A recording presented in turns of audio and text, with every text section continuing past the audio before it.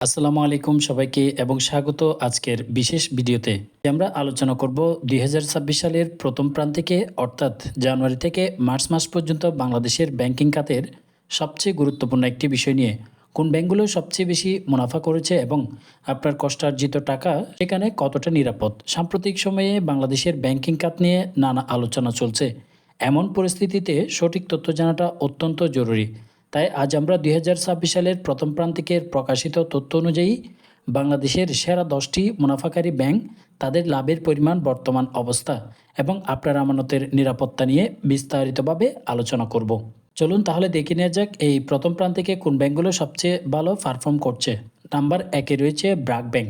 থেকে ব্র্যাক ব্যাংক প্রায় 696 কোটি টাকা মুনাফা করে তালিকার শীর্ষ অবস্থানে রয়েছে। গত বছরের তুলনায় তাদের মুনাফা বেড়েছে 44%, যা তাদের শক্তিশালী বিনিয়োগ আয় এবং সাবসিডিয়ারিগুলোর অবদানকে নির্দেশ করে। নাম্বার 2-এ থাকা ব্যাংকটি হচ্ছে Dutch Bangla bank.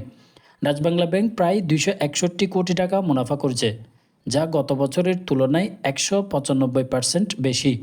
Treasury bill ও বন্ডে বিনিয়োগ থেকে বিশাল আয় তাদের। নাম্বার 3 হচ্ছে সিটি ব্যাংক।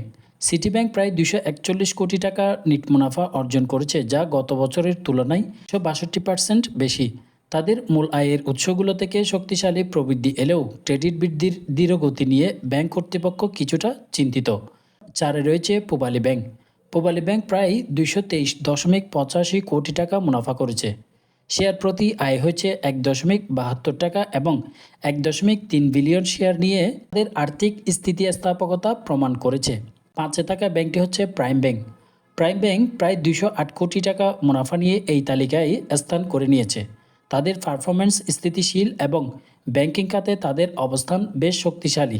6-এ থাকা ব্যাংকটি হচ্ছে ইস্টার্ন ব্যাংক। ইস্টার্ন ব্যাংক প্রায় 199 কোটি টাকা মুনাফা করেছে, যা গত বছরের তুলনায় 28% বেশি। তাদের নন পারফর্মিং লোন অর্থাৎ এনপিএল অনুপাত মাত্র 2.8%, যা তাদের অত্যন্ত নিরাপদ একটি ব্যাংক হিসেবে প্রতিষ্ঠিত করেছে। নাম্বারে থাকা ব্যাংকটি হচ্ছে যমুনা ব্যাংক। যমুনা ব্যাংক প্রায় 182 কোটি টাকা মুনাফা অর্জন করেছে, যা তাদের ধারাবাহিক প্রবৃদ্ধির ইঙ্গিত দেয়। এবার 8-এ থাকা ব্যাংক হচ্ছে south east bank. South east bank প্রায় 132 কোটি টাকা মুনাফা করেছে। বিনিয়োগ থেকে ভালো আয় তাদের এই সাফল্যে অবদান রেখেছে।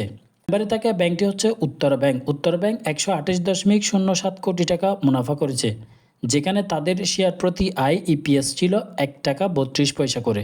সর্বশেষ নাম্বার 10-এ থাকা ব্যাংকটি হচ্ছে শাহজালাল ইসলামী ব্যাংক।